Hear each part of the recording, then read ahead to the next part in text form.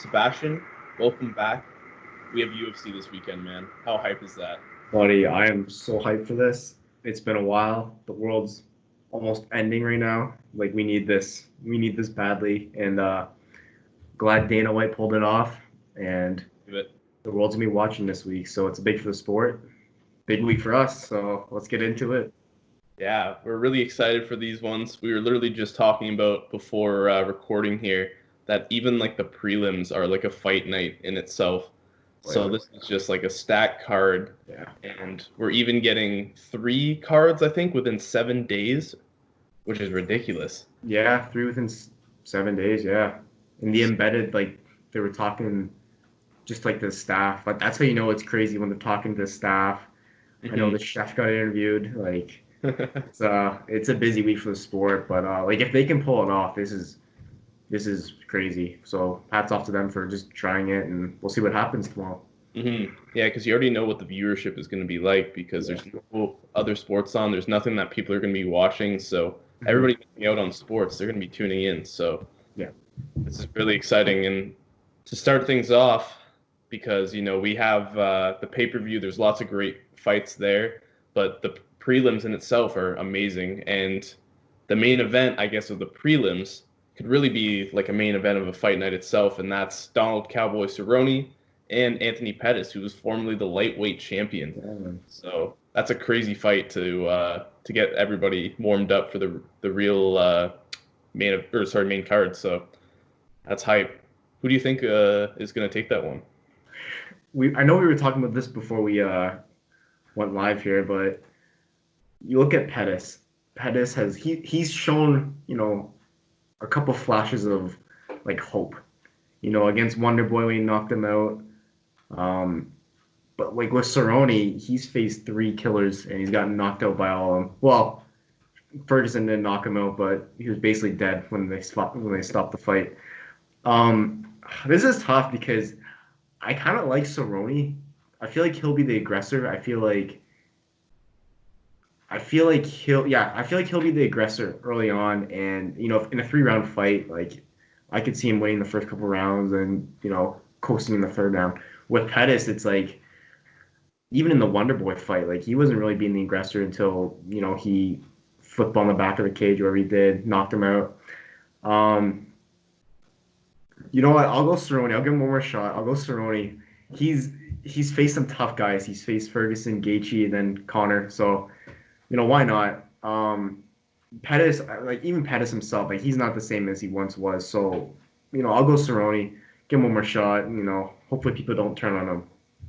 Hmm. Yeah, I like that you picked him. I honestly wasn't expecting that after what you were Yeah, I talking. wasn't either. I wasn't either, but Yeah, because like Pettis is the favorite in this fight, which I thought was yeah. a little bit surprising. But I guess after you get knocked out three times in a row, even though Ferguson was a TKO, he did take a lot of damage. So I can maybe understand where some people are coming from. But yeah, I think you're right. He'll be the aggressor in this fight because Pettis really likes to stand back and wait for that counter as long as he can. I think with Cerrone, like just kind of the output that he likes to bring, I feel like he's just gonna be able to kind of outwork Pettis, maybe in the same way that like Nate Diaz was able to outwork him. Yeah, exactly. Yeah, I do like Cerrone in this fight, even though I think people are kind of betting against him a little bit in this one. So I agree with you. So I was a little bit surprised, but you know what? We're on the same page for the first one, so that's nice Good to see. start. Good start. Good start. But it's gonna be a good fight. I think like you're getting that fight for free on the prelim. Like that's a steal. Everyone's gonna watch that, and it's good for those two guys. Like Cerrone, he's obviously on the last leg of his career, and Pettis, he's getting down there. So, why not give them the views one more time? Hmm. Yeah, it'll be nice for them for sure, and I'm pretty excited for that one. Yeah, And that will lead us in right into our main card. this is a sweet So fight. yeah, it is Yeah. a sweet main card for sure. But I feel like this first fight here could have been replaced by one of the prelim fights, but you know what? That's all right. For whatever reason, the UFC really loves to promote Greg Hardy, and he's taken on Jorgen De Castro. I've not seen De Castro fight before, but Greg Hardy, I've seen him pretty much all of his last like 3 or 4 fights. So he's coming off that loss to Volkov, and he looked okay against Volkov, like better than I thought. he would. And so I'm leaning towards him again in this fight. He's got a very long reach. He's very athletic, and De Castro does not look like the most athletic heavyweight. Yeah. No. And he weighed in, I think, at like 262, so we definitely had to cut to get there. So I'm thinking Greg Hardy in this one for sure. I'm interested to see where your head's at with this one. I'm on the same page as you. I mean, coming into this fight, I'm pretty sure Hardy was the co-main event on like the original card, Yeah. and then like they moved him because then it was him as the co-main event, and then they had the Anganu fight on the prelim. So I'm glad to kind of switch that around. Yeah. I'm on the same page with you as Hardy. Hardy, he didn't look too bad against Volkov, and I'm pretty sure he actually broke his hand early on in that fight too. As for De Castro, like I've never seen him fight too. He doesn't look that all athletic, whereas Hardy is. And if we just cut it down the middle and just even out whether it's athletic ability or power, just the experience Greg Hardy has, I got to give him the advantage for that. Mm-hmm. Although, like with De Castro fighting in a arena where there's no fans, like that could play into his advantage as well. But I'm gonna go with the guy who's actually been in a couple of UFC fights. He's looked pretty good. I'm not gonna lie, he's looked pretty good. He's had some quick knockouts. So I'm gonna go with Hardy as well. Yeah. All right. So next up on the list is Jeremy Stephens versus Calvin Cater. I want to say not Cater. Okay, I was sure it was that, but I always want to say Qatar. Anyways, so that's a featherweight bout between those two, and this is an interesting one. Jeremy Stephens is always a wild card because he's one of those guys who he's got like an interesting record because he's got a lot of losses, but he's also one of those guys he pretty much can beat anybody at the same time. Yeah. So he's got a lot of power, and I'm interested to see how he does against Cater. Cater is a little bit more active, I think, but Jeremy is definitely a little bit more powerful. So I think it's just going to come down to a little bit of a striking contest and to see whether it's going to be the volume or it's going to be the power that, I guess, advances and is obviously better. But one thing I noticed is that Cater takes a lot of strikes. He takes a lot of damage, which I thought was pretty interesting. So I feel like Stephens might have the advantage if he's able to land his shots. It's going to be more powerful, and it's going to be hard for Cater to deal with. So I'm actually kind of leaning towards Stephens in this one, which I originally didn't think I was going to, but kind of looking at it and breaking it down a little bit more, I kind of like him in this matchup. Yeah, for sure. You bring up a good point with Cater. He's not like the type of guy to just kind of strike and move. He's not afraid to get hit. Stephens does bring a lot of power, which is worrisome because I am going Cater in this fight. Even today, we should probably bring this up today with Stephens. He missed the weight by like 5 pounds today. Yeah. So even that for me just totally throws it off. Like how good shape is he in? What's going on there? He's had just as much time to prepare as anyone else. But striking alone, I agree with you. Stephens is probably the more powerful striker. I just think Cater's the better boxer. And what was Cater's last fight? Was it Zabit? I think it was Zabit. It might have been, yeah. Hold on, let me double check that real quick. If I recall, he didn't look too bad in that fight. I'm pretty sure that fight was also in Russia. Yeah, it was against Zabit. Yeah, see. Yeah, I'm gonna go Cater here. Yeah, it's probably a good. He didn't look too bad against Zabit. I feel like he'll be able to keep up with Stephens, and just Stephens alone, where he's missed weight by 5 pounds. I don't even know what he's looking like tomorrow. I don't even know if the fight's still on, to be honest. God, is the fight still on? Yeah, he'll have to forfeit like some of his money, unfortunately. But yeah, the way it goes, man. I rarely pick a guy who misses weight. If you can't make weight, then like that's just there's something wrong there. So I'm gonna go with Cater. That's a good call there. Yeah, I think the way I was kind of looking at it is maybe he has a little bit of a weight advantage with that. But yeah, you're probably right where it's more like it's going to be a disadvantage for him than an advantage. So yeah, we'll see how that one goes. You might have made a good pick there. So this next fight, though, this is one that I think maybe I am like just as excited for as the main event, which is Francis Ngannou and Jairzinho Rozenstruik. Probably the two heaviest hitters in the heavyweight division today, by far. and it's going to be an absolute battle. But this is what people said about Ngannou versus Derek Lewis.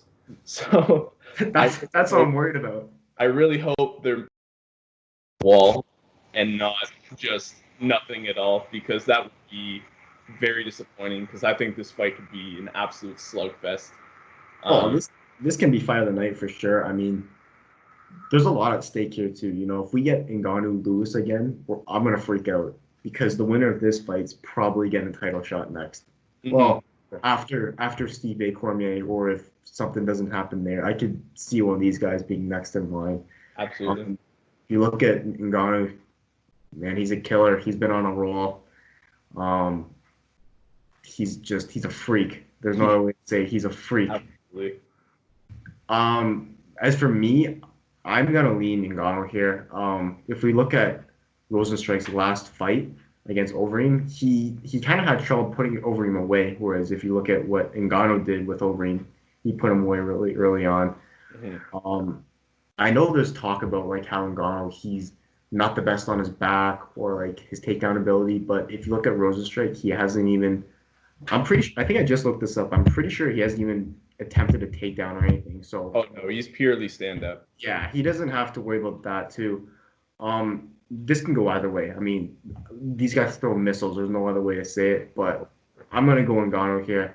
I feel like he knows this time around he can't be pulling a Derek Lewis. Like that's not happening tomorrow. If it happens tomorrow, we're all shutting it off. So Ngannou, I'll give you one more shot, and I hope you pull through. But I'm going with Ngannou. Mm-hmm.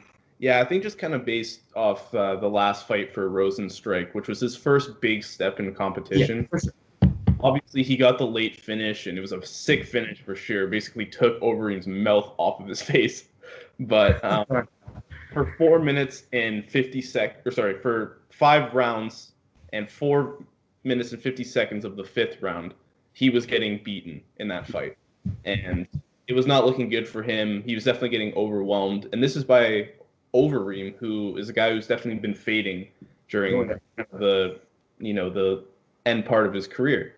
So, obviously MMA math isn't always perfect, so it doesn't always add up that Rozenstruik is automatically going to lose to Ngannou just because he dominated Overeem. But I think just kind of looking at the experience factor, Ngannou's been in those big fights.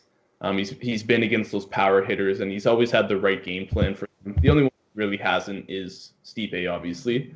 So I think in the end, it's got to be Ngannou. Like I don't really see it going any other way. But once again, yeah, you're right. They throw missiles, and if Rozenstruik lands one good one, it's lights out for Ngannou and vice versa.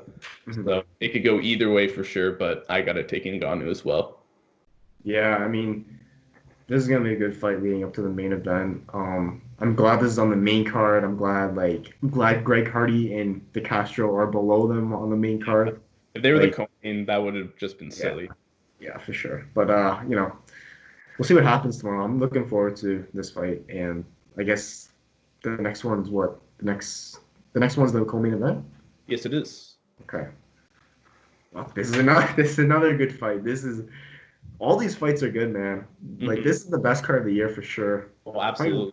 Best card in a while, I'd say. Like, just the fact that Dana was able to put this together. Mm-hmm. Well done. Yeah. Hats off to him for sure, because this is just beautiful, and it's nice to get at least one. Obviously Ferguson and Gaichy is for the interim championship, but it's nice that we were able to get like one legitimate title fight in there. Yeah, for sure. Which is awesome. So, hats off to him for getting this done. But it wasn't a fight that I think many expected to be on this card when, the pandemic started going down and UFC 249 got pushed back further and further. But Dominic Cruz came out of retirement, coming out of the booth where he's been doing a lot of commentary, and he's back after 4 years of a layoff. He's right back fighting for the championship, which is it doesn't make any sense to me, but hey. Either, especially when there's so many great bantamweight challengers right now, and obviously the international guys like Peter Yan probably couldn't make it to a fight at this point. But I was wondering maybe a guy like Aljamain Sterling would get in there, or Marlon Moraes, who I think lives in New Jersey. So obviously it's Dominic Cruz. And honestly, with the way that Cejudo has been fighting recently and kind of the dominance he's shown over some of the other contenders, Cruz got beat up in his last fight. And 4 years later, I don't know how you can kind of just regain that magic like that.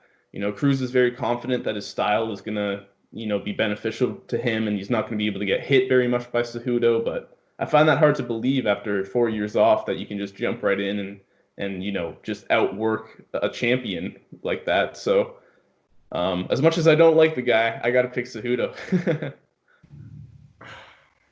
I want to pick Cruz just because I hate Cejudo, but I won't. Hats off to Dominic for trying this one more time. I don't know how he managed to get a title shot. If you look at Cejudo and his run, he's beaten DJ, he beat TJ, he beat Moraes. Mm-hmm. If he beats Cruz, as much as we hate him, like that's a nice 4-run stretch right there. That can shoot him up to the top, like all time. Honestly, in my opinion, all time for sure, because he still has a way to go. Yeah, the only person I guess would be in front of him right now is probably Cruz and DJ. Yeah. Obviously. And that's the other thing for Cruz. If Cruz pulls this off, like you could shoot him up to top 5 all time to come back, pull a GSP where you come back off 4 years, win the belt back in your own division. Like that'd also be nice. As for Cejudo, like he's been the more active fighter. He's the more powerful fighter in my opinion. He's quick. Cruz though, like his angles, the way he comes and attacks you, he's weird. He has great awareness of where he is in the octagon. I'm still gonna go with Cejudo here. I don't know if this will be like the best fight on the card. I could see this being a decision, honestly, in my opinion. Well, I don't want to go Cejudo. I really don't want to go Cejudo. I hate the guy so much. Me too. Someone's got to put a stop to him. I don't care who it is. I don't care if it's Cruz. Mm-hmm. Hey, if Cruz wins, we don't have to hear him talk and commentate anymore. Yeah. So this is a win-win, right? This is a win-win for us. Yeah. I'll go Cejudo. He's been the more active fighter. I don't want to trust Cruz's health. Like, something seems off there. I feel like he's just rushing it, or he's just trying to prove us wrong or something. But there's no reason for anyone to kind of deny what Cejudo is. So I'm gonna go Cejudo as well. Yeah, I hear you. It's interesting that like Cruz didn't even want like a tune-up fight or something. Yeah, a tune-up fight. Like the last he came back from his ACL injury, I think he had a tune-up against Takeya Mizugaki, who was obviously much worse than him, but he smoked him and he was able to like get right back and get that confidence and that mental like edge. So to come back and go straight into a challenger a champion like Cejudo, who's just been tearing up the division lately, man, that's gonna be tough. And I have a hard time seeing him win, but I think you're right. Like it's got to be a decision. The way that Cruz fights, like he's just a hard guy to finish.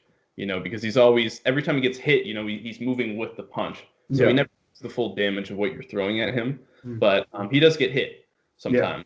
So Cejudo, I think he's going to be able to use his power and that speed advantage that Cruz is just not going to have. He says he doesn't believe in ring rust, but I think it is something that is a factor sometimes. So I think he's going to experience that, unfortunately for him. But you're right. Maybe it would be good for him to win, and then we can get him out of the booth for good, and then or something. I know. It's weird because like I feel like Cejudo is almost. He's the more powerful guy. I don't want to say he's the bigger guy because Cruz is a 135er, whereas Cejudo's like a 125er. So it'll be interesting to see if that power is still there against a guy like Cruz. Mm-hmm.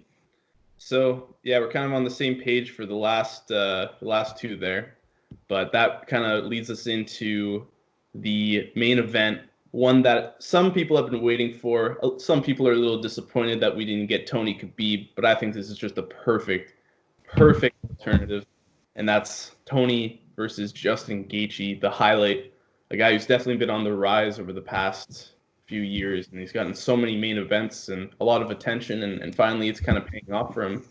So I'm really interested to hear what you have to say about this fight to lead us off. This fight can go either way at any time. Um, let's start with Gaethje here. Gaethje, he's well deserving of this fight, of this opportunity. In my opinion, he's probably one of the top three most entertaining fighters in the world. Might be the most entertaining fighter in the world by far. The knock on him is like, and I've knocked on him on too about this, but he's beaten really good fighters, but he's beaten no one great, and that's it's true, but it's also not fair to him. Like, he's been given guys who he's faced, and he's beat them. Although he did lose to Poirier and Alvarez, those were two wars. I'll give him that. If you look at Tony, he's run through everyone, literally everyone. This is a tough fight because, let's be honest, Tony gets hurt. Like, he can get hit. Mm-hmm. He can get hit. He's been dropped. Pettis has dropped him. Kevin Lee. I don't know if Kevin Lee, I think he dropped him. I'm pretty sure he did. Yeah. Yeah. So that's my point. He only got dropped by Lando Venata, I think was his name. Mm-hmm. So he's been dropped before. The problem is, if you drop Tony, he's still gonna attack you off his back. It doesn't even matter. Like, it really doesn't matter. So Gaethje has to realize, you better put him out. I don't want to say don't go to the ground with him, but you put him out. That's it. There's no advantage if you drop him. There's no advantage if you're on the ground with him. This is a tough fight. I want to say Gaethje. I want to say Gaethje, but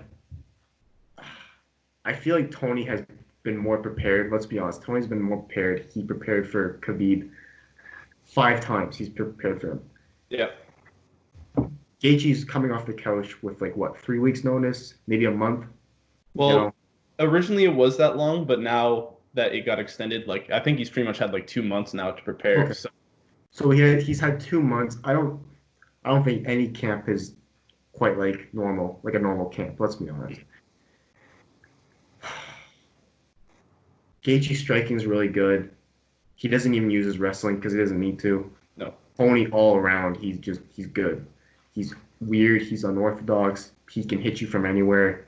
Yeah, He doesn't care if you hit him. Cardio-wise,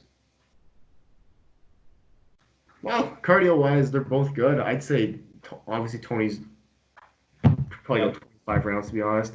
Yeah, he's got the gas tank for sure. Gaethje, I think, can sometimes get gassed a little bit early if he throws too hard. So that could be an advantage in the later rounds for Tony, potentially. Yeah. I'll say this. If Gaethje could put him away early, that's the only way I see him winning. Unfortunately, I don't see that happening. I feel like this can be a fight where it's like the Kevin Lee fight, where it goes into the 3rd or 4th round. Tony's on his back, but he finds a way to submit him. And that's what I'm going to predict. I'm going to predict the submission for Tony Ferguson. He's well prepared. If you're prepared for Khabib, he's probably prepared for Gaethje. Different styles, obviously, but he's so weird, man. It's hard to beat him, and I don't. Fuck. If Gaethje had more time to prepare and just. No, I won't change my answer. Tony Ferguson, 4th round submission. That's what I'm going with. All right, that's a good call. You're right. Tony is probably the more well-rounded guy. I think his jiu-jitsu was just in its own world, and it's interesting to see how that's going to work against Gaethje, who hasn't really shown his grappling much in any one of his fights. No, he doesn't really need to use it. Yeah, you're right. Gaethje is going to be coming out early. He's going to be coming out swinging, and I think it's up to Tony to be able to survive that barrage, because with that cardio advantage he's going to have in the later rounds, if he can hold on, I think he definitely has the advantage, and he's going to be able to kind of pick apart Justin as the fight goes on. And Justin gets hit a lot. James Vick called him the Homer Simpson of MMA. Yeah, they both got hit a lot. Yeah, he gets hit at a crazy rate. But he lands with so much power with every single shot. You see it in his right hands. You see it in his uppercuts. You see it in his leg kicks. He's got some of the nastiest leg kicks, and nobody even really talks about that because he's too busy knocking guys out. So this is a fight that is just guaranteed to be a war. Dana White is calling it like just a guaranteed bloody mess, and it's like I'm so excited for this fight. But honestly, man, I'm kind of leaning towards Gaethje.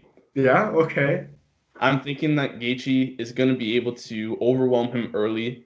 And you're right, Tony's chin has not always been like his strong suit. If anything, it's probably his weak suit. Like Pettis dropped him pretty good, and if Pettis didn't get a little bit careless in that second round, he probably could have taken advantage of Tony and made it a little bit closer of a fight. But he broke his hand, so there's a couple things that happened there to him. So Gaethje is going to completely like push that motor when that happens. And yeah, like I said, it's going to be up to El Kakui to survive that. So yeah, it's either Gaethje by knockout early on or Ferguson either with a decision late or maybe like a late finish. But I've always been leaning towards Gaethje. And now, like, even though he had like a short amount of time to prepare at first, I thought maybe I would pick Tony then. But with all this extra month and this extra time and looking into Justin's camp a little bit more and knowing that he honestly like normally works out by himself, Yeah. with his own private gym. So this whole quarantine hasn't been much of a switch up for him.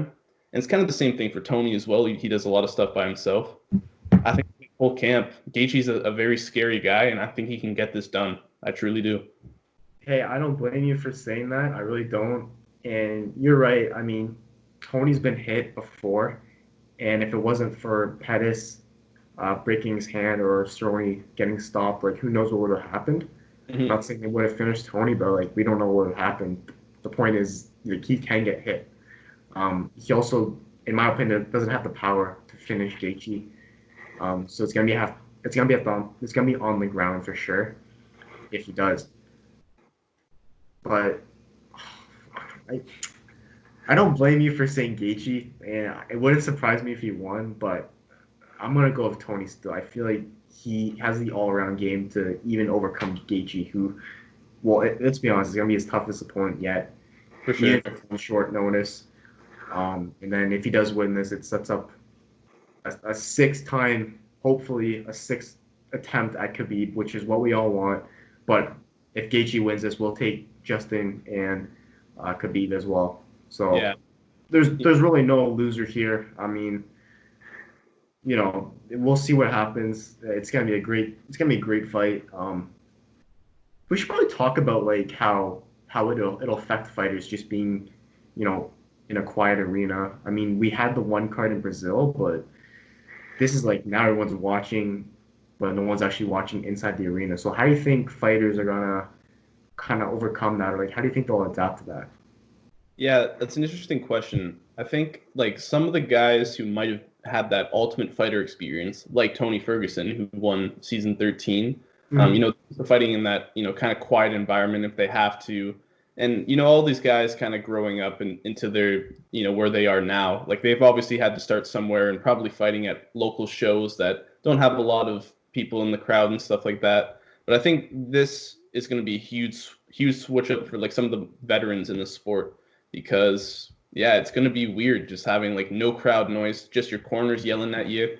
But I think like while you say that it could affect them, I think it also could benefit them a lot because you're going to be able to hear your corner a lot better. You're going to be fighting smarter.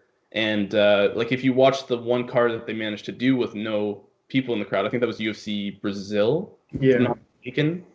Like it actually worked out pretty well for the fighters, and it turned into a good card. So it didn't seem like anybody was really mentally affected by that. So I don't see it being a huge problem. But it will be kind of interesting and different to listen to or watch. It would just be weird seeing like only Dana in the crowd, just like watching, just like he's like, "Wow, I made so much money tonight." That's what he's thinking. I don't give a fuck who wins or loses. I made so much money tonight. Um, but yeah, like I think this will go pretty well. And like we said, we have two more cards after this too next week. So this is a good card, and I'm glad we're getting something Oh, I'm definitely not paying for it. Oh I don't, no, oh, I please. don't know if that's what you meant by like the money, but like Oh I'm no, not. no, Um, never we stream. should probably cut that part out though. Probably, like, Not no really one, good. no one like coming after us. But no, I feel like we went over all the fights we wanted to. Any final thoughts? I mean, like, how do you think? Kind of like, how do you think? Not like how long will this last, but like, could you see this being ongoing? Like with the Fight Island, like, do you think that's gonna still happen or?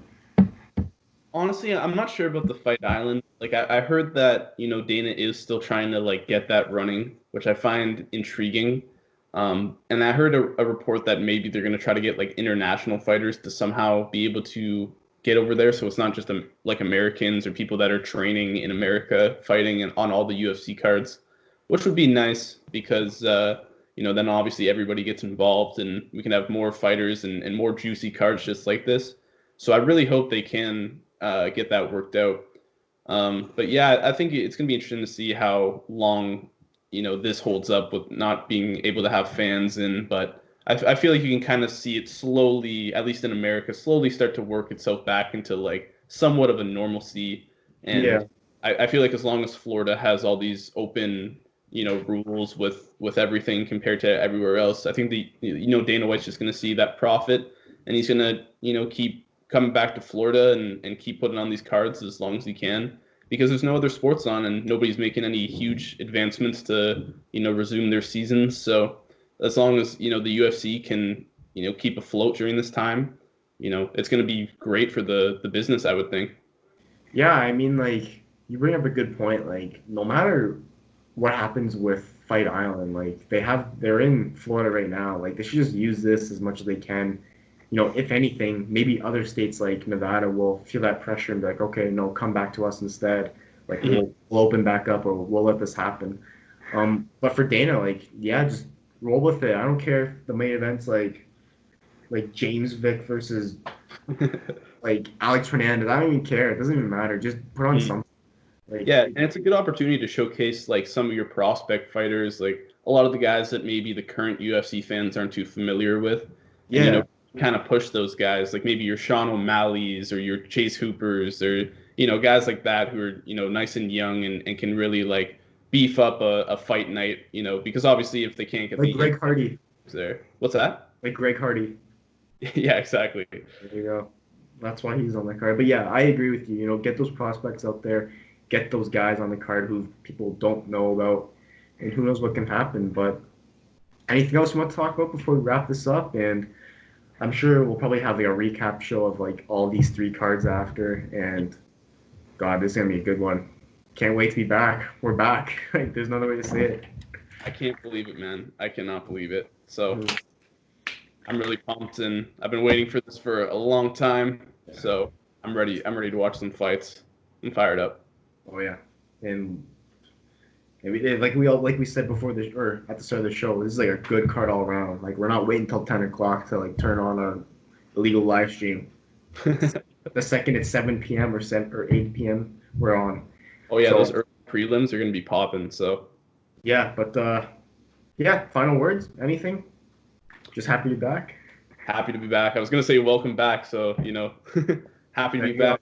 I'm back. Let's fucking go. Yeah, let's go. But anyways, guys, thank you for sticking with us. Thank you for watching this episode. And if anything, we hope you're all safe. We hope you all enjoy the cards as much as we will. And we'll probably talk to you guys next for the recap show. Yeah, thanks for watching, guys. All Stay right, tuned. take care, guys. Bye.